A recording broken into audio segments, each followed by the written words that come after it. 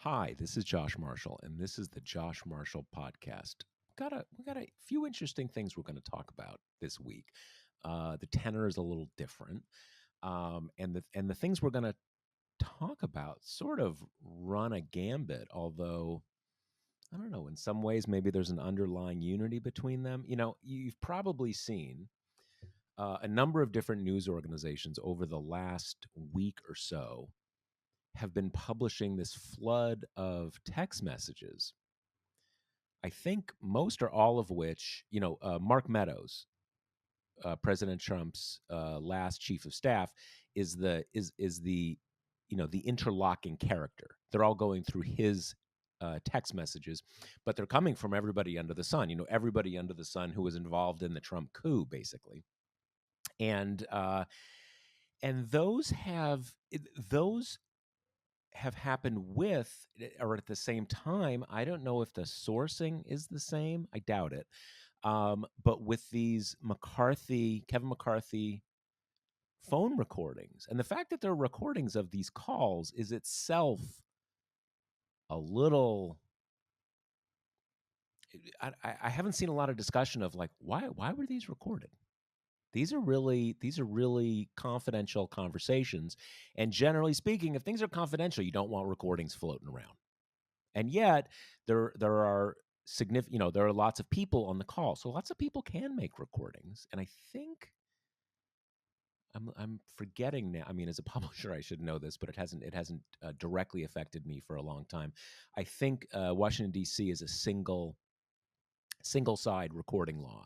So you're on the call, you can record it. You don't have to get anybody else's permission as long as you're on the call. In any case, so and the sort of the obvious leaker was Liz Cheney, but she put out a definitive denial. I didn't record it. I didn't leak it. Nothing, nowhere. And unlike Kevin McCarthy, she's probably telling the truth, right? I mean, this is one of the things that come out about. I mean,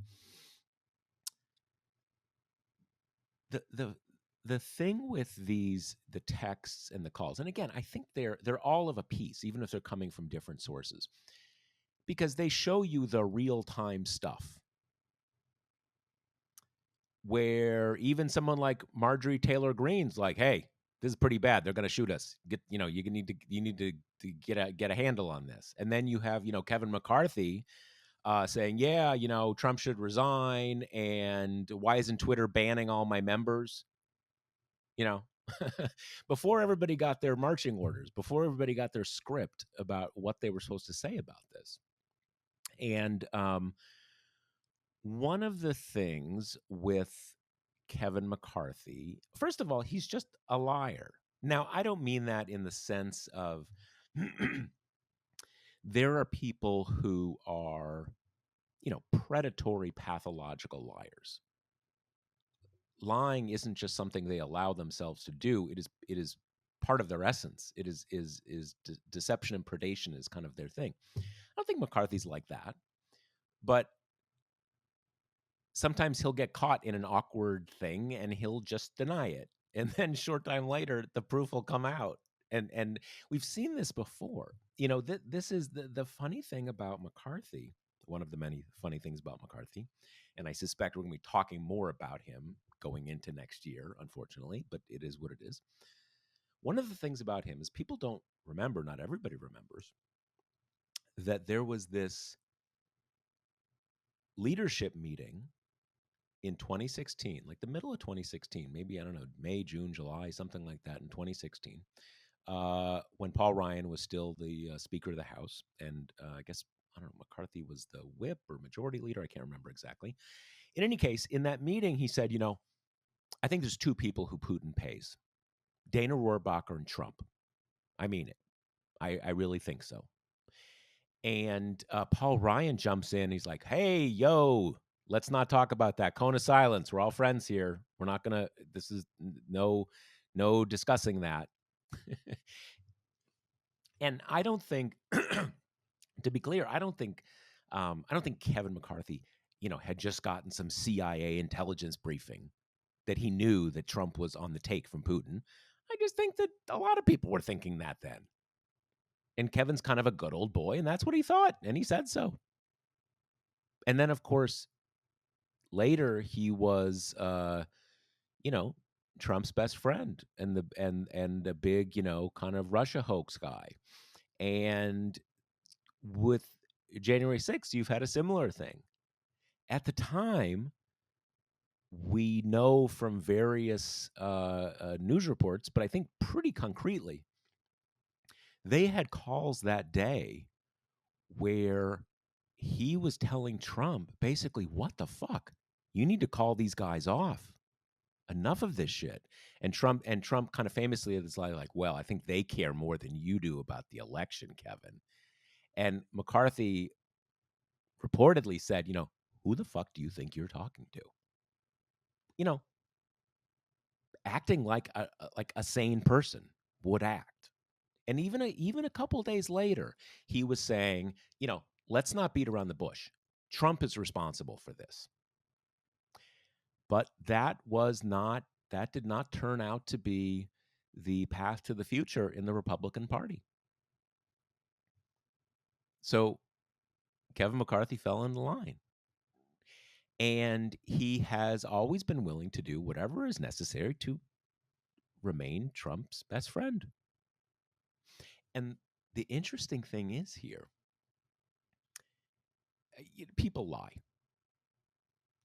Telling a lie is it's not a rare thing in the human species. People lie. He lied, he got caught. But the really interesting thing is what he was lying about. What was so damaging is that he was briefly off the treason wagon, right? Before he went on a bender, a non-treason bender. He was saying Trump should resign. He was saying that members of the Republican caucus were inciting violence and that they should be kicked off social media platforms. That is his dark secret that he needs to lie about. So we're going to talk about that. We're going to talk about the text. We're going to talk about the McCarthy thing. I think we'll talk a bit about Twitter, Elon Musk, the ongoing daily arrests of. I guess he's not arrested. That's kind of the point. Madison Cathorn, the guy from North Carolina. Every day he's getting picked up for driving without. I mean, if you drive without a license, if you're a kind of an older person and look unthreatening to the cops, you might be able to say, hey, I left it at home, give me a ticket, I'll go in and show the judge my license, my bad. But if you're repeatedly driving on a suspended license, not like you left it at home, a suspended license, as far as I know, you get arrested for that. It's like you're not allowed to drive. Or he's bringing like a knife to an elementary school, or he's bringing a gun into an airport. It's like constant. It's like I don't know what it is. It's like it's Goodfellas when the guy's like falling apart, right? We're going to talk about that. But before we do, let me remind you, it's peak iced coffee season, that wonderful time of the year when you start planning your next iced coffee order while walking home with your current iced coffee. This is talking about me. And it's all fun and vibes until your July credit card statement arrives. Luckily, there's no need to go cold turkey when saving money is as easy as switching to cold brew. With Grady's Cold Brew Beanbag Kit, you can brew 36 servings of refreshing New Orleans-style iced coffee for just $1 a cup. That's a major savings compared to buying at your local shop. Plus, you'll have the fridge stocked with coffee when your next craving hits, which I'm guessing is any minute now. Ready to give it a swirl? Save 25% at Grady'sColdBrew.com with promo code TPM. That's Grady'sColdBrew.com with promo code TPM. So, Kate Riga, what do we? How do we put together all the stuff we're seeing about these texts and McCarthy and almost like we're belatedly getting the slow-mo, the instant replay of January 6th, a year and a half out. What's the story? Yeah.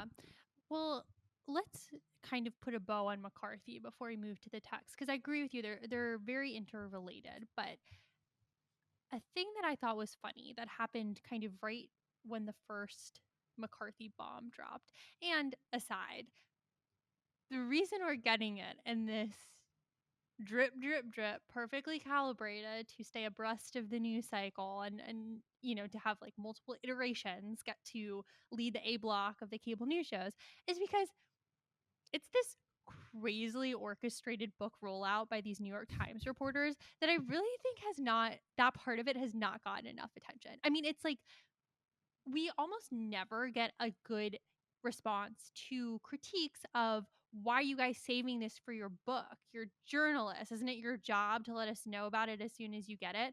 And whenever those comments are lodged, especially against these kind of New York Times like big legacy reporters, it is this weird thing where they just kind of snark in response, like Maggie Haberman is a consummate professional. How dare you, critique her bona fides? It's like no one's critiquing that she's a good journalist. People are critiquing why these bombshells keep getting saved in a back pocket until they're profitable for the reporters. Yeah, So, yeah.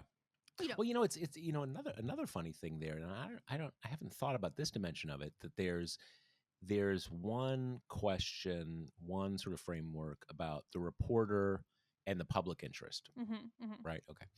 But there's another one about the reporter and the publication, right? And that's distinct. Now, the way that a lot of these big news organizations have a system where often, and this is for our listeners, often the newspaper will kind of keep you on salary for a book leave, when in the idea that you know it's good for everybody. It's good, it's good for us if you write a book, your prominence gets higher, and so on and so forth. So, the news organization has some investment in the book. Usually not literally an investment in the book, but it's good for them. It's good for the publication. But at the end of the day, it's what shows up in the newspaper, what shows up in your book. And so there's that kind of thing too, which is less significant from a civic point of view, but it's still an interesting question if you're in the news business, right? Because mhm. those things are now. I will say this. Sometimes I think for our listeners, sometimes the answer to that is that someone will give you something. Say it's February of 2021. Maybe someone will give you some recordings if you say, I'm not going to do anything with it right now. I'm working on a book. It's not going to come out until 2022. And so and our ground rules will be I can use it, but it will not appear anywhere for a year. Now, to the extent that you get it under terms that require that, to me at least, that's a different thing, because you want to get information to the public, and you have to make agreements to do it often. Now, if you know there are some hypotheticals. Maybe if you found out that, like, Donald Trump had a master plan to incinerate the globe by firing off all the nuclear weapons, maybe you wouldn't wait a year for that, right? Maybe you'd say, all right, forget my journalism career, I'm going to break. That's not how it works. Journalists have to make agreements to get certain stuff. So maybe that's the reason sometimes, or maybe like you want your book to be really successful. And I mean, we've been talking about this book for like a week and a half. Yeah. The other piece of that I don't understand is like, why would you buy the book after all of its bombshells have been released pre the book's release? Yeah, I good question. I don't read any of these books. I don't buy any of these books, so I kind of don't know, because it my news consumption is highly, I'm like a hunter gatherer, right? I'm looking for nuggets of information. I don't know. I hate reading political books. I don't read any of that stuff. When I read things, I read history. But I read a lot of articles looking for pieces of information. But like the narrative, with all these books, 90% of it is a narrative that I know. I know what happened. I was there, right? And I don't mean by that the book isn't worthwhile. Most people have lives, and they don't spend 24/7 being immersed in the news every day. So I kind of come at it. So I don't know the answer to that, but the booksellers must, they're doing it for a reason. Yeah. Clearly, it works. So to on the content side of it, as soon as we kind of had these tapes come out, they were shopped around, carefully to different networks and blah blah blah. And the immediate kind of breathless question in the morning newsletters was like, does this imperil Kevin McCarthy's bid for the speakership? Are his political futures, are they smoldering wrecks now, kind of thing? And I was so, I guess, not taken aback, but like, what are we talking about? Do we all live in the same political environment? Like, we, and the big question kind of hung on what will be the reaction of Trump and what will be the reaction of his caucus. And on the caucus piece, it's almost like, who cares, really? I mean, you know, I understand more the idea that if Trump had gotten blisteringly mad, that could be a problem for Kevin McCarthy. But it's like, who thought that was going to happen? I mean, we've seen this story before. We've seen Trump critics, whether it be, Lindsey Graham or JD Vance or whatever, do their criticism, realize that their political wagon is hitched to Trump, and become, wraith like little toadies. Mm-hmm. And then he's happy to welcome them No, back. that's the thing. I think it is preferable to him to have these things that for Trump. I mean, the one thing to remember is for the other members of the caucus and for Trump was on the phone call with McCarthy. He knew what McCarthy was thinking at the time. It's not new to Trump. He knows. He was, from everything we understand, McCarthy was basically chewing him out Mm-hmm. on the day of the insurrection, and his colleagues, colleagues in the House, they're going to know what he was saying at all caucus meetings in the days just after. So it's not news to any of them. And as you say, for Trump likes the idea of, I mean, McCarthy and other people's willingness to abase themselves. Yes, I did say that, but I am so broken and in thrall to you that I will denounce myself. I denounce that Kevin McCarthy who said that terrible thing. So that's even better. I mean, Right. it's if someone's like, yeah, I've always been a supporter and I'm still a supporter, like, okay, you're just a supporter, but that doesn't mean that you that you will like surrender all dignity to your support for Donald Trump. But Kevin McCarthy will. So it's great. Of course he loves, Trump even loves that thing where Trump will say, "Yeah, I like Kevin. Kevin's a good guy." But he keeps like, the Matt Gaetz is out there. A few of those guys to be like, "Oh, Kevin McCarthy, let's bring him down." Just because that kind of, they're sort of a chorus or a Rosencrantz and Guildenstern kind of comic relief on the side, kind of showing what could happen if I turned against you. I'm not. I love you, Kevin, but you know what I could do. So yeah, it's he loves it. It's all part of a piece. Right. I mean, and for all intents and purposes, McCarthy's already pulled off that abasement successfully. He was the first one to make the pilgrimage to Mar-a-Lago after Trump kind of slunk off in the immediate disgrace of January 6th. So everyone who's on the inside of these conversations has already witnessed the progression, has already witnessed the kind of grand forgiveness. So then it Yep. leaves, who of this audience is really being surprised by this? It's mostly Democrats slash people not in the Republican Party, which, why would Kevin McCarthy care what any of those groups think about him? The same way that he ignored all media requests to like answer for his lying to what does he care? I mean, at this point, lying to the press is like a badge of honor for Republicans. That probably is just better for him Well, it's ultimately. also, to your point that his various self-abnegations, I mean, I'm trying to think of the proper word for it, but sometimes you make a state, that's all inclusive. We've had several abasements that cover any and all anti-Trump thought that took place around January 6th or any time or 2016. He's already accounted for it. So you can come out with anything. He's already had a quick claim on those on those problems.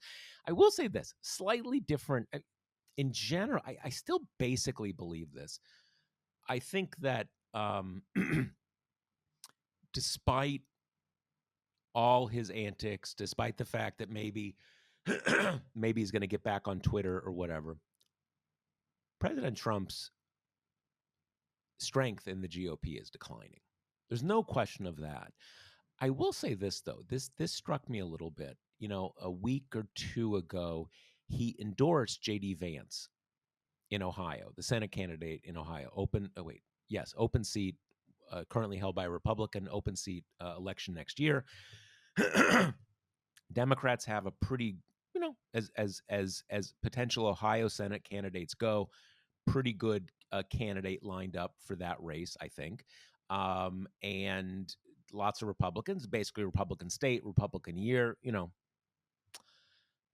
Trump, Vance, who, was the big kind of, rural Appalachian intellectual who realized that meal ticket wasn't working for him anymore and became like a full-time hardcore Trumper. He was behind, really behind to this ridiculous person, Josh Mandel, who's been like running for offices in Ohio for like seems like 30 years, even though he's probably, I don't know, he's not my age, he's like 40 maybe, late 30s. In any case, like a 20-time loser. He was ahead. Trump endorsed Vance, and now he's ahead. I mean, it's turned the race around, and I was honestly, I was surprised by that. Because it certainly looks like Trump's guy Perdue in Georgia is going to go down to defeat, and not even close, like defeated badly. And then what was it? Mo Brooks. Trump has had he's. I'll say this for Trump. One of the knocks against him, I think a fairly accurate knock, is that over the last 2 or 3 cycles that he's been a part of, he generally, he endorses, but he endorses when he knows it's probably a sure thing, because he wants to keep his endorsement record good, right? But recently, he's been endorsing people who are really kind of out there and do not seem like the winning candidate. And at a certain level, I mean, to the extent that that's better than just sort of gaming it in a certain way, I guess, right? Maybe. I mean, I don't know what better at what exactly, but it's at least a little more courageous. I mean, I don't know what necessarily the the ideological angle is. I mean, I guess that was it Nebraska. I mean, a lot of candidates. One of the things is that you should have at least a few sexual assault cases on your rap sheet, or at least accusations of sexual assault. That's a big. I mean, I'm only half kidding here. Like almost everybody he endorses, it turns out, has a history of beating their spouse, groping.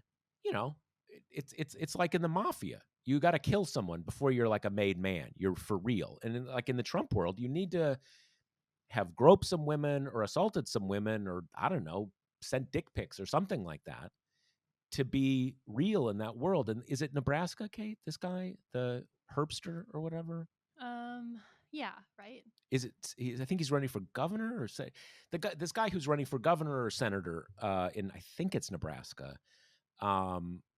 I guess he's got a Republican member of the state legislature who's accused him of groping her, and then once that came out, there's various other people or various other women, maybe other people, who knows? I don't want to prejudge things, who have accused him of groping them. And the one thing is, this is how strange these things work. I saw a headline on TPM, and it says, I think it was on TPM. It says, Kellyanne Conway says they knew about the assault allegations before Trump endorsed him. And I'm thinking like, wow, Kellyanne's going rogue, you know, outing Trump for, they knew about this. But no, she's working for the candidate. So basically she's saying, no, we went over the sexual, we went over the groping allegations. Yeah, more offended like by the implication that it's a lapse in their vetting of the Yeah, due candidate. Like, diligence or something no, we like knew, that. we knew. Yeah, of course we knew. Yeah. So anyway, the JD Vance thing has maybe dented a little bit my confidence that Trump Trump himself, not Trumpism, but Trump himself is a declining commodity within within the Republican ecosystem.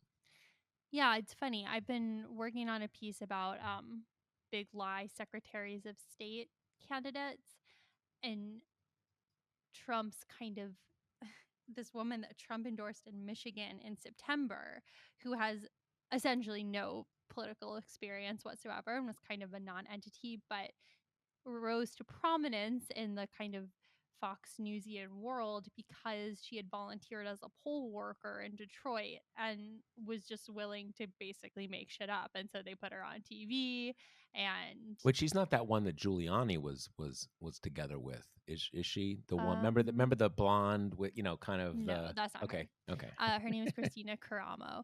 And she's like nutty, nutty, nutty, even by these standards. I mean, she's like an MTG figure, who talks about like she's studied the Christian apologies as her kind of subject matter. And then she has a podcast and she talks about how, premarital sex is a tool of Lucifer and fornication and grooming. And what has become a pretty standard thing for really these like the sect of super Christianity that's just like singularly focused on kind of sexual sins and right. almost to the exclusion of basically everything else.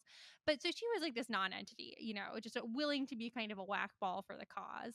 And she won at the Republican convention last weekend. So they don't have primaries there for Secretary of State. So now she's going to be the Oh, Republican interesting. nominee going up It's against Jocelyn Benson, whose profile kind of rose amid all the 2020 stuff.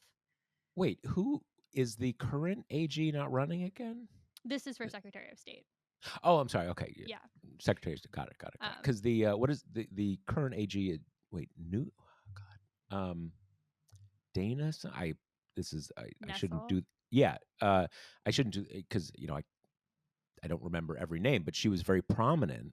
I not perfect, but I remember very well her role in obviously Michigan was kind of big lie ground zero, Yeah. and she played a key role. I guess not as Secretary of State, but obviously AG gets Mm-hmm. in the mix. It's always an interesting thing because the whole GOP obviously has a lot of interest in making sure there's a Republican Secretary of State in Michigan for all the reasons we know. They don't necessarily have an interest in having someone like truly insane Right. who's gonna lose because of it. Now, Republican year, a lot of people can, even who's so I don't even always know kind of everybody who's running in New York State. I mean, I do, but I'm not that deep into it. So lots of people do not have any idea who's running for attorney general, the state, or secretary, or even what those people do. Um, but sometimes, if you're kind of a professional party person, you want to make sure you get someone who's on board for some funny business, but not out there saying, Lucifer's making you, you know, making you have sex with your live-in girlfriend or whatever, right? Just kind of totally nutty stuff. So, Yeah. I Yeah. guess we'll see how No, that that's pans out. true. Yeah. And just my point there was like, that is a level where Trump so far has been kind of a kingmaker. Like he's getting his pick of the litter in the states where who is Secretary of State is going to matter, Right, Arizona, Georgia, Michigan. He has been, right. and I think part of that is probably just a matter of like, there wasn't that much involvement in these races before Trump decided to care a lot. So he probably does have a little more leeway to be like, this is my guy, rather than on a Senate level where there's going to be a ton of investment from Right. party Right. leadership. Right. Well, I think also the other thing is that if you actually want to administer elections in an actual sense, and you're Republican, I don't think you want to run for Secretary of State. Exactly. That is totally thankless. I mean, we It's a saw what nerd happened. job. Yes, exactly. We saw what happened to the guy in Georgia. Pretty hardcore Republican, but he just wasn't willing to falsify the vote totals. And suddenly he's like Joe Resistance, and QAnon's all over the guy. So if it's sort of almost inevitable that the people who are running for the Republicans who are running for those offices now are going to be totally nuts, because if you're not totally nuts, it is a totally thankless job. Totally thankless. You do not want to do that. So I would almost be surprised if there are any non-crazy Republicans who and again, the standard is low these days, right? I mean, let's put it this way. I would be surprised if there are any non-aggressive big lie people running for those offices as Republicans. Almost every Republican is like passively big lie. Oh, there were questions, blah blah, blah blah blah blah. What you can hear from almost every Republican senator. But I mean big lie, big lie. Because Hmm. then why would you run for it? Why would you run to be Republican Secretary of State or Attorney General of Michigan if you were not basically ready to do anything to switch the votes? Asking for trouble. Yeah. I've been thinking about that too a lot with like the Democratic response to this, which has been, as far as I've seen, primarily from the group Run for Something, which is like really focused on these kind of administrative races. But there's such a downside in having what is kind of like a paper pushery administrative job turned into this political hotspot, because the people who would do it well are not going to want to be Brad Raffensperger having to start his car remotely out of a fear of car bombs. So, I hadn't heard that. I hadn't heard that. yeah, I mean, it doesn't surprise me, but I hadn't heard that. it's insane. Okay, that was such a massive tangent. We are now, I don't even know how we got on this from Kevin Yeah, well, it was McCarthy. it was Trump. Wait, what were we on? You, the listener, can rewind. We can't rewind. Yeah. Wait, hold on a second. Let me. Oh well, we started with the texting stuff and Trump and Kevin McCarthy, and then we went off, or I took us off into other Trump stuff, and that's Yeah. how we got there. Well, let's And is now kind Trump of still a kingmaker, basically? right. Yeah. Okay, so let's look back to the other piece of all these January 6th stuff that's come up, which, as you said, are all these texts through which Mark Meadows is the conduit. Um, there were thousands of them that I guess CNN got their hands on from the January 6th committee. And there was, all the usual suspects are there. You've got your nutty Congress members, you've got, Ted Cruz and Marjorie Taylor Greene and Jim Jordan, and then you've got Sean Hannity, and then you've got the cute little group chat of all the Trump family members. So, my initial takeaway when I was reading through this guy is texting people all the time. As someone who's basically a grandma with technology, I'm like, that alone would make me not want to do that job. But, the big news of it, well, the way it's been framed is kind of, here's the behind the door reaction to before January 6th. This kind of is all starting up even before the election is formally called, and then builds into this crescendo on January 6th where all these people are like, there are people with guns in here, call them off. But I thought the more interesting part than that, because of course they're scared. I don't think that's not a revelation to me. Of course they're scared. You've got like angry people with guns storming their workplace. Whether or not they're kind of a party to that seems Yeah, you besides the you can point be all to you me. can be all for. I mean, if you can be for a war, but if it gets to you, you're still I don't want to Yeah, get shot, right? I mean, exactly. that there's not really a disconnect. I mean, I guess you can say, like, don't encourage paramilitary invasions of the capital because you work there and it may get weird. Right. It's kind of obvious, but yeah, it's not surprising. It doesn't Yeah, make them hypocrites. exactly. It makes them more self-interested, but Yeah, that's not which a is not a revelation. surprise. Yeah. Right, right, right, right, The thing right. about the text that struck me the most is while they're kind of trying to gin up a conspiracy, while they're still in that stage of looking for something quote unquote kind of solid to use, there is more credulity than I would have expected in terms of the fraud being done. Like there's a text from Jared Kushner where he passes along basically a fact check of one of those early days conspiracies where there were like suitcases of ballots in Georgia.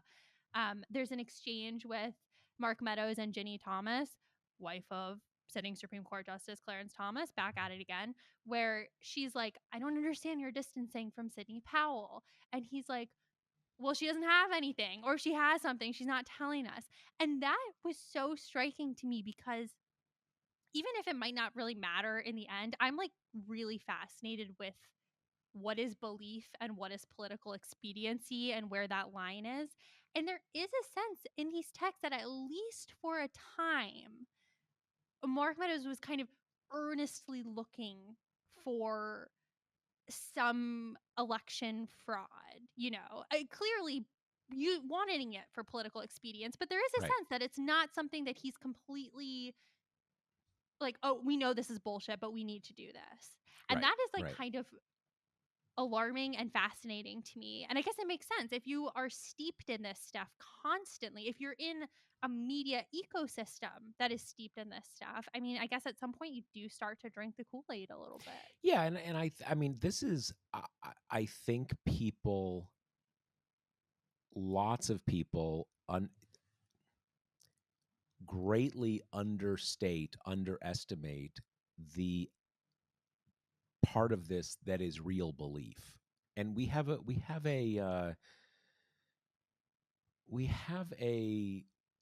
kind of in our public political discourse, we have a kind of naive conceptual understanding of what belief is. A lot of times you believe things because they are helpful to you to believe them, but you also kind of believe them, right? There's not these there was kind of a moment when Trump made Bill Barr um, attorney general. When that happened, I was kind of in the I didn't have high hopes. I didn't think, oh, he's an institutionalist, blah blah blah blah. But I thought he's someone who has a reputation. He, you know, he'll do some funny business, but not the big funny business. Because why should he do that for Trump? Who the fuck is Trump, right? Um, but at a certain point, it occurred to me, and maybe someone said this to me, or maybe it just occurred to me, kind of like, what about him being a 70 something white, Catholic, conservative, Fox News watching man made you not think he's another 70 something dude who watches Fox all day? Of course he believes this stuff. And kind of like it was a revelation to me. I don't know if it was a self-revelation or someone said, but of course he believes it. What would it be about him? He's the demographic. Of course he believes it. And it is a complicated thing because um you believe things that allow you to do things you want to do. And we have this kind of Lockean kind of understanding that there's things I believe are true, and based on the things I believe are true, I take certain actions based on my you know there's the external stimulus. I make my rational judgments and then I move on to action. Well, That's not how anything works. We have drives, we have things that we want to be true, and then we backfill the things that justify them. And it's in that kind of cloudy, murky space of bad faith that, do you really believe that? Do you really believe that? Sort of like, do you really believe big science and the public health establishment? Well, you know, your parent has cancer. You going to believe the oncology Well, yeah, almost everybody does. When it really comes down to it, you see what people really believe. But there was I don't think we've talked about it explicitly. There was that Rep Perry guy. The guy. There was other thing last night. This is a guy who's he's now the head of the Freedom Caucus. I don't think he was head of Freedom Caucus then. He's just in this Congress. Been in Congress for 10 years or so. Is on the Foreign Affairs Committee in the House, and some of these texts are him saying, "Hey, you got to get John Ratcliffe." And again, John Ratcliffe was another House Freedom Caucus guy who Trump, grabbed out of the House because he was saying nice things about Trump and put him in charge of the entire U.S. intelligence apparatus. He was saying, "Hey, you got to get the NSA to pull the communications for Dominion about the voting machines because China hacked them and the British were helping them." And there was also the Italians and a satellite. And this guy was saying, "Hey, you got to get them on this case. This is real." And like, he wasn't going on Fox. I mean, he's probably also going on Fox News and saying it, but certainly seems like he thought they were gonna find the mother lode and was gonna show that Biden didn't win. It was all like a Chinese hacking conspiracy. So there's a lot of it is belief, even if it's a kind of a supremely self-interested, kind of belief. Yeah, I think that's right. Let's wrap in here a question from Paul who says, "It was previously fascinating to see some Republicans seem genuinely shocked at January 6th, issuing condemnations only to turn around quickly and go right back to supporting Trump. But now that we see in the new text, we know there's an extra step in that process. A bunch of them were actively involved in the coup from November 4th to January 6th. So when the insurrection happened, they weren't caught off guard and completely surprised. They instead were upset that the plan seemed to have gotten excessively unruly, or they got upset that members of Congress might get hurt. That means the pivot isn't Trump did a bad thing that upset me, but I got over it, but rather I participated in the coup that got uglier than I anticipated. But the very worst didn't happen, and anyway, the coup failed." Yeah, I think I'm not sure it's linear like that. I think that my sense is, yes, a lot of the sort of the hardcore people were, involved in the preparations for the coup, trying to make the coup happen, and then trying to wrap January 6th into the coup as the sort of the last chance. Um, but some things are a little more intense when you see them, right? And I think it's also important to say that the number of we're talking about a pretty small number. I mean, I'm not like defending the House caucus, but when we see these emails, we're talking about a pretty small group of people. There are a little more than 200 House Republicans, and 90% of this is like a dozen people.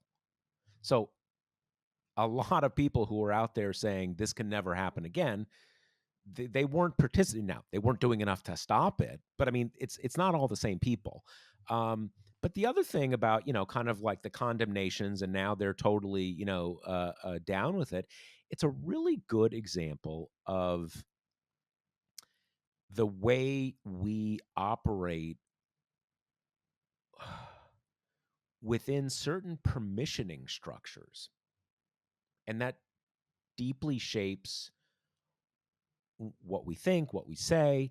And there was an interval of a very short interval during and after January 6th when I think almost everybody across the political spectrum was operating on this idea that is totally beyond the pale, unacceptable, gross, illegal, anti-American.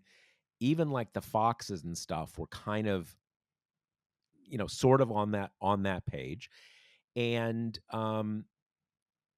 so most Republicans were saying that, or a lot of them were.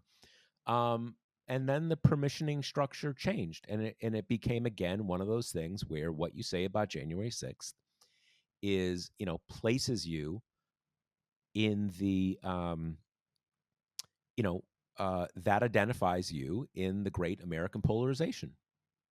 Are you a woke lib, or are you a conservative? And that it got put back in there, as opposed to something that, just like the consensus, everybody agrees that, like, uh uh you know pedophilia is wrong. Everybody agrees that in the American political, Al Qaeda was bad. It was, kind of in that thing where it is not part of the discussion, and then it just became part of the discussion, and everybody falls in line with that. It's kind of Yeah, how it works.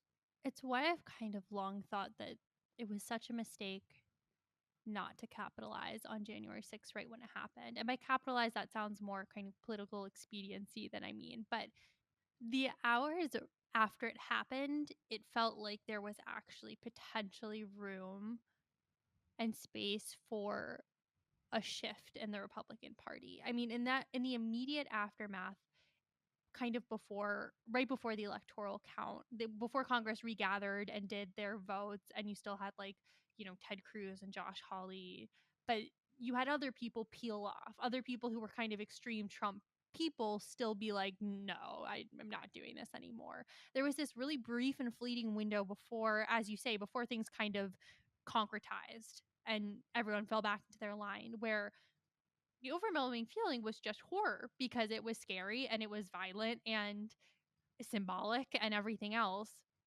And that horror, I think, was pretty unifying, even for nutso people who wanted to overturn the election. And that's why I've just continued to think that it was a mistake, not for Democrats, not to, like, I don't know, start impeachment that night, just act on it. And Yeah. maybe it wouldn't have mattered. Maybe Well, people I'm would have trying. I'm followed. trying to remember. He was impeached pretty quickly. It was the Yeah. trial that they delayed, Yep. right? That's right. Right. And the key point was that they delayed it until after he was out of office, sort of, largely with the prodding of Mitch McConnell. But I think, at least, that some of that was that there were, Democrats or people in the White House kind of like, why are we raining on Joe's parade, right? Let's have a kind of, I don't even, I remember it, trying to, I guess there was this thing where, as I remember this, that there was real question whether that was a question that made any sense to have, whether Trump would in fact be removed from office. Right. That was considered a real thing. Like, as bizarre as it is, if everybody remembers, Mike Pence had to put out a statement after a day or so of not speaking about it, saying he would not invoke the 25th Amendment to remove Trump from office. That was considered a serious enough thing that he had to put out a statement saying definitively that he would not, which is, weird, because again, that's not even what the 25th Amendment is for. It is for an incapacitated president, a medical incapacitation. Remember, it's a post Kennedy assassination thing. Um, but I think I think one of those things was Republicans saying, "Hey, we need to kind of process this if we're going to remove him from office." And there was sort of some game playing there. But I think most Republicans, um, didn't quite. I think most Republicans were highly surprised at how rapidly Republican opinion congealed behind, you know, Antifa mob, time to move on, um, every other excuse that you remember why it doesn't matter. That's true. And I mean, maybe if they had acted immediately, it wouldn't have mattered. People would have fallen back into their camps quickly. But there was a stretch. There was a time where Trump was an outcast. That time was only like a week or 10 days long, but there was a window. And it does kind of tie in with my bigger critique of Democrats on this, on January 6th, on kind of the big tent of Republican authoritarianism, corruption stuff, which is there's this need to be circumspect and to kind of make sure that we've thought everything through before they act in the Democratic Party a lot. And I think that has contributed to this Republican effort to put January 6th in the past, to recast it as something that wasn't as violent and scary as it was. All of that stuff. I mean, now, the January 6th committee has kicked back the public hearings until June, part of a string of delays there. Where there's been a lot of critiques of kind of where the Department of Justice is on this. And Have they explained the reason for the I don't latest think delay? so. Just it's delayed. Yeah. And I mean, I I'm sure they want to be circumspect and careful, but first of all, you don't have to hold hearings on the whole enchilada. You can hold hearings on various parts of it. Yeah, I don't really understand why you wouldn't just start holding. I mean, a lot of stuff, a lot of texts, a Right. lot of people. Well, Plus, I it don't. could be effective for people who are being reluctant to be witnesses. If you get someone else in who's like, well, yeah, it's all this guy's fault. I had nothing to do with it. Now, maybe that guy is going to be like, hold on, hold on, hold on. Yeah, well, I guess there are a lot of them are no longer. There used to be people in the House and Senate who were really good at holding hearings. And when I say hearings, I don't mean the gotcha stuff. Hmm. Although, I love that stuff too. But there were people like Henry Waxman who did hearings on, kind of like corporate malfeasance and drugs that had bad side effects and cars that blew up and all that kind of stuff. But where you have a hearing where you are actually it's always been theater at some level. You mostly know what the people are going to say before you ask them. But in a lot of these, there's actual evidentiary stuff you're getting. So you start them and you're gonna hold hearings till you get to the bottom of it, right? So you don't know how long it's gonna last or when, and that's a better way to do it. Now I don't want anybody to be, it's not a Perry Mason thing. You've got staffers who are in many cases who are interviewing people, prepping interviews. So you kind of know what, certainly with friendly witnesses, but you still do find things out. Um, and again, it's not like there's not a lot of stuff to discuss or not a lot of documents or not a lot of people to talk to. I mean, frankly, why not call up all the arrestees? They're not pretty people, right? I mean, they're not like either they're I mean pretty in a loose sense. They're kind of angry extremists and freaks. So it's not like they're, kind of good propaganda for the insurrection. So yeah, I don't know why you're putting it off. Do you need to, I guess because you feel like you need to kind of get to the bottom of everything before you do a public presentation, but that doesn't make sense to me. Also, this is just not. I don't know if it's a case where there's a bottom to get to. We've talked about this before, but some of the difficulty I think in investigating Trump is that in your usual kind of corrupty type things, you start with the foot soldiers and you see how high up it went. The problem with Trump is we've always known that it emanates from the top. So trying to work on this reverse pyramid scheme is kind of why. No, He's been that's pretty how open about it. that's always been, and not just on this, but in the earlier Russia's, in all sorts of the different Trump scandals, that has always been this kind of weird irony because, as you say, it's always both as an investigative thing and as a scandal thing. Does it go to the top? Right. Usually the Trump scandals start with Trump just doing it in front of everybody. So it's kind of, so we don't know if it goes to the bottom, right? It's not the top. And in some ways that's almost, they try to make that exculpatory. Like he didn't even know what he was doing. The bottom people didn't know to tell him it wasn't okay. So it doesn't matter. Right. Um, so yeah, I don't know about that. I don't know where that leaves us, but it's certainly true that, you're not going to get to the bottom of it. So why not just do as much in public as possible? Right. Before Republicans potentially win back the House and shut it down. We're on a Y- bit of y- a ticking clock here. Yeah, I mean, potentially is doing a lot of work, but we can get to Yeah. that at a different time. All right.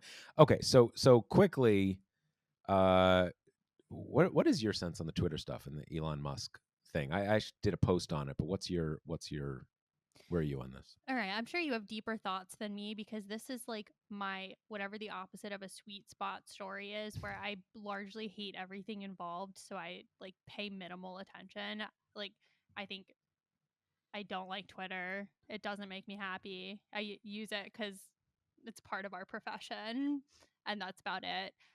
Elon Musk sucks largely. So I'm kind of like, I think I that's think it that's where I'm at. I think it's a good thing to generally not like Twitter, and just like, this is just in a way, this is a roundabout, m- my post is a roundabout way of saying the same thing. It's not the public square.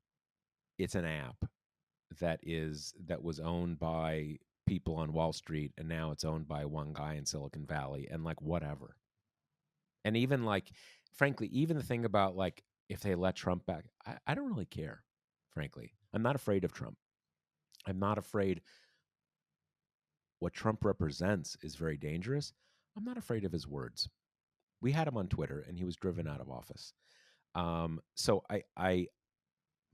my sense is that the paradoxical plus side of this is that it kind of knocks down, at least to a degree, the idea that Twitter is the town square, and that is kind of, and no, this bad man has it now owns the town square, and he's gonna turn it back over to uh, you know all the bad stuff. But it's just an app, and I the real digital town square is the internet, the open internet, and anything that pushes us back in that direction at least has some good dimensions to it, even if you know, even if it's sort of nasty and bad in a lot of ways, which is a good Yeah. description of Elon Musk. Yeah. I mean, I've seen the criticisms of like, should Trump be let back on Twitter? He's going to go back to his role as assignment editor for all the major news outlets. And I, there's a lot of very, very valid media criticism to be made about the coverage of Trump. But during the time that he was the assignment editor, most of it, he was president. You got to cover what the Yeah. president does, even if it's insane. And especially if it's insane, you should be responsible enough to write about it in a way that underscores the insanity. But also, this kind of notion that should Trump be left back on Twitter, he will have this great pull over the media. He does have pull over the media because he's got pull over one of our major parties. I mean, we're already at a place where if Trump makes endorsements, that's news. If Trump, when he kicks Mo Brooks out on the street and throws his clothes out the window of the apartment, that's news. I mean, Trump is news because he's a major player in our political scene. So to me, I think all these kind of deep takes about it'll remind people how insane Trump is, or it'll give him prominence in our political sphere. It's all silly. He's already got that stuff. Yeah, and I think this is in many ways the best critique of the part of liberal progressive thought that is in a sense trying to, who should be allowed on Twitter, is that, are certain things too dangerous to have on Twitter. it's not so much I'm not terribly impressed by by the free speech critiques, but there is a fair amount of self-deception in the idea of, well, if we can just if we can just sort of, make clear who the good people talking and bad people talking. Well, as you said, when Trump was president, he was president. That was the reality. Saying he couldn't be on Twitter, or saying that you had to, screen capture his tweets and not retweet, like, he's president. He controls the nuclear weapons. He can veto stuff. That's reality. And as you say, he's still the leader of the Republican Party. You know, there is this kind of, and I don't want to say that's all of it. There are good points wrapped up in this thinking, but there's also a lot of sort of ostrich with your head in the sand idea. If I just don't listen to it, it will not exist. Well, that's not true, because other people are listening. And sometimes you're not listening just means you're surprised when everything goes bad. Yeah. I mean, I think, and the other piece of this has been when Elon Musk takes the wheel, Twitter will be flung wide to kind of the cretinous harassers of the internet, blah, blah, blah.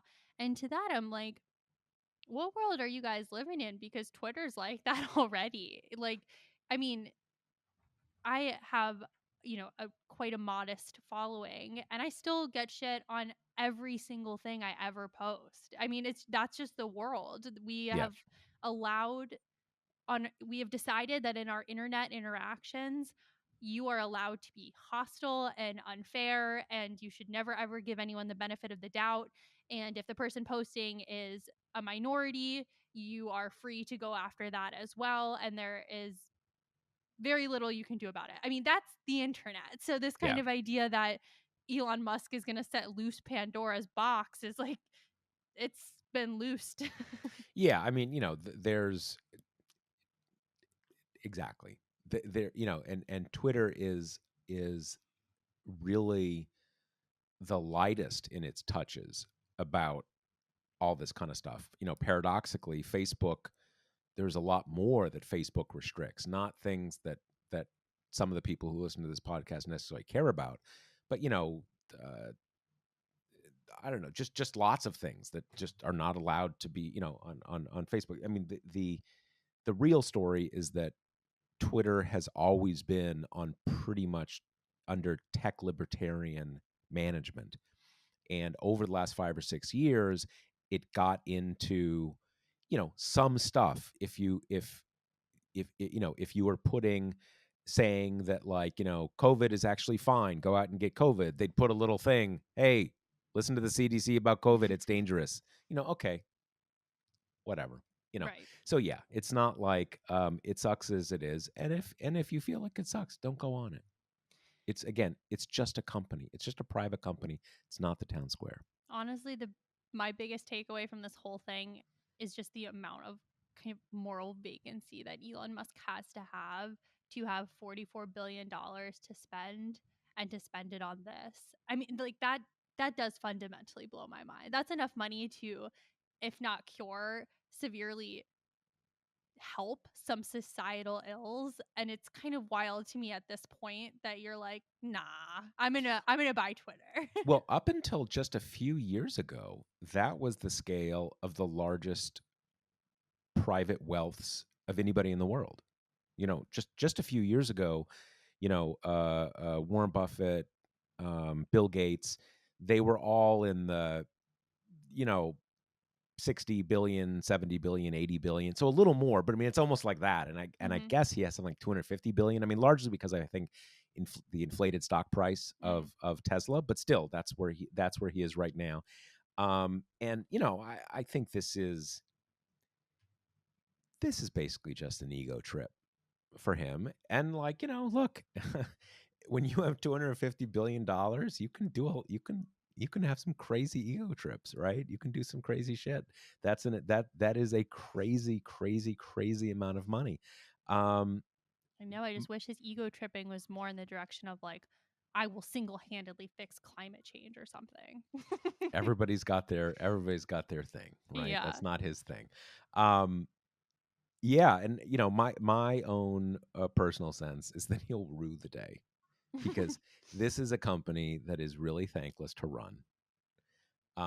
Everybody considers themselves a stakeholder. It doesn't make money, and that's a thing. It doesn't make money. So good luck owning it. Why do you own it if it doesn't make money?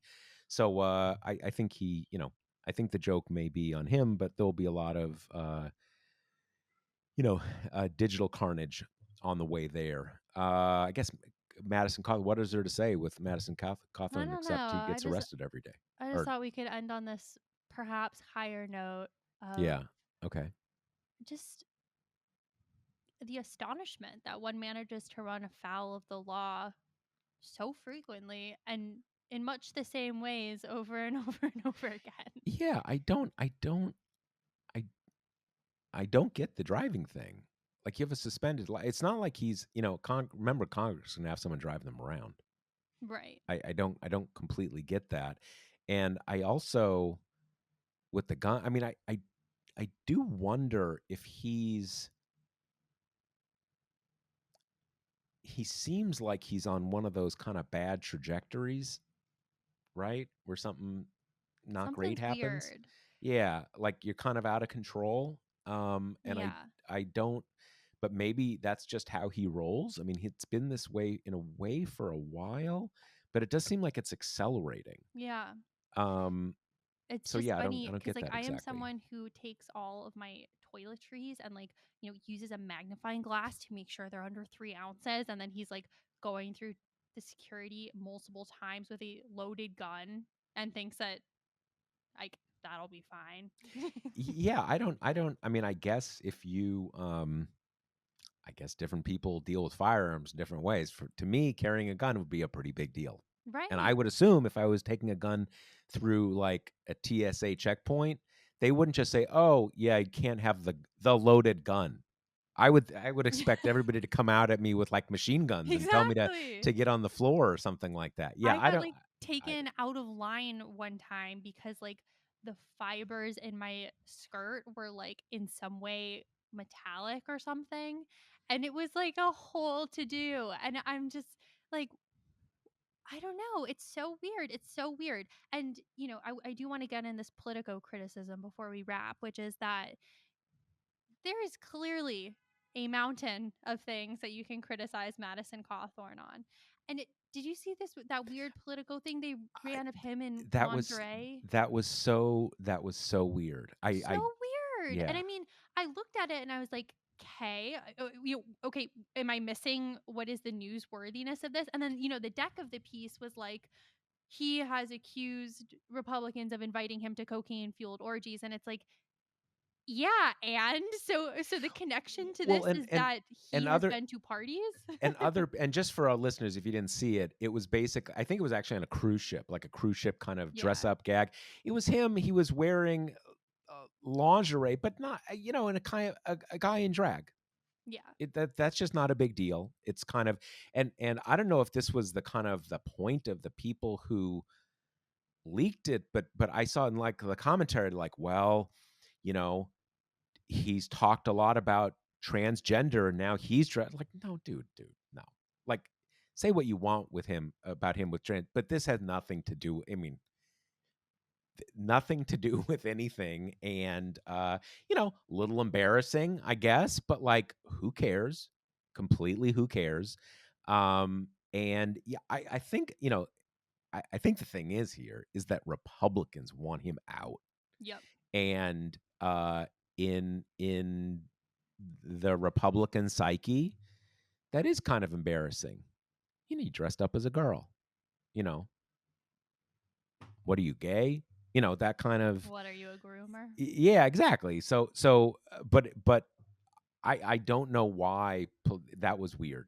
That was just It was a weird choice about a weird person who's already doing a lot of weird stuff. And there was really no need to make this tenuous grab at some, like, pretty homophobic news to be like, oh, look at him, he's strange. It's like, But first of even all, that's not really, that's the least of the strange things he does. and So, the thing is that there's a long, there's a famous video of Trump and Rudy oh Giuliani my in gosh, drag from yes. like 25 years ago or something like that. Wow, I'd forgotten And that. and it men dressing up in drag, even in the bad super homophobic days, that was something that men did as a gag, and people didn't think they were gay. People didn't think they were secretly trans. It's just not a thing, right? So even in a much more backward time, that was just, Bob Hope dressed up in drag on his specials and stuff like that. It's just I do wonder, I wonder if it was one of these things where whoever leaked it to them, and I guarantee you it was Republican opposition research, whoever they like got it to like a weekend editor of Politico who went with it, because I have lots of criticisms of Politico, but they're not idiots. And that just, like, what are we talking about? Yep. What is that about?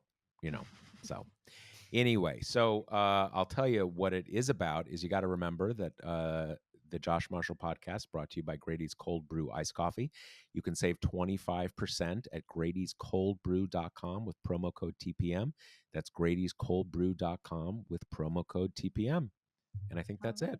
See you next week. Later. The Josh Marshall podcast is hosted by me, TPM reporter Kate Riga, and TPM founder, editor-in-chief Josh Marshall. The show is produced by Jackie Wilhelm. Thanks to Why Not Jansfeld for our podcast theme song, and thanks to all our TPM members who make this possible. Rate and review us on Apple Podcasts, and subscribe wherever you listen.